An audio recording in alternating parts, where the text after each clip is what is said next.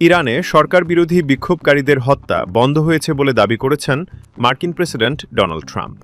বুধবার সাংবাদিকদের সঙ্গে কথা বলার সময় তিনি বলেন, ইরানের ভেতরের গুরুত্বপূর্ণ সূত্র থেকে তিনি এই তথ্য পেয়েছেন। ডোনাল্ড ট্রাম্পের দাবি, ইরানে আর কোনো বিক্ষোভকারীর মৃত্যুদণ্ড কার্যকর করা হবে না। তিনি জানান, পরিস্থিতি খুব সতর্কভাবে পর্যবেক্ষণ করছে যুক্তরাষ্ট্র। পরিস্থিতি কোন দিকে মোড় নেয় তার উপর ভিত্তি করে পরবর্তী সিদ্ধান্ত নেবে ওয়াশিংটন। তবে সামরিক হামলার সম্ভাবনা পুরোপুরি নাকচ করেননি মার্কিন প্রেসিডেন্ট। এদিকে ইরানের পররাষ্ট্রমন্ত্রী আব্বাস আরাকচি জানিয়েছেন, বিক্ষোভকারীদের ফাঁসি দেওয়ার কোনো পরিকল্পনা তেহরানের নেই। তিনি বলেন, সরকার পরিস্থিতি শান্ত রাখতে কাজ করছে। এর আগে সরকার বিরোধী বিক্ষোভ ঘিরে ইরানে যুক্তরাষ্ট্রের হামলার আশঙ্কা তৈরি হয়েছিল।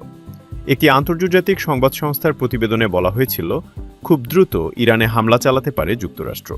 তবে বর্তমানে পরিস্থিতি কিছুটা শান্ত হওয়ার ইঙ্গিত পাওয়া যাচ্ছে। বিশ্ব রাজনীতিতে ইরান ইস্যু এখন সবচেয়ে আলোচিত বিষয়গুলোর একটি। এই পরিস্থিতির দিকে নজর রাখছে পুরো বিশ্ব। এই ছিল ইরান পরিস্থিতির সর্বশেষ আপডেট। আরও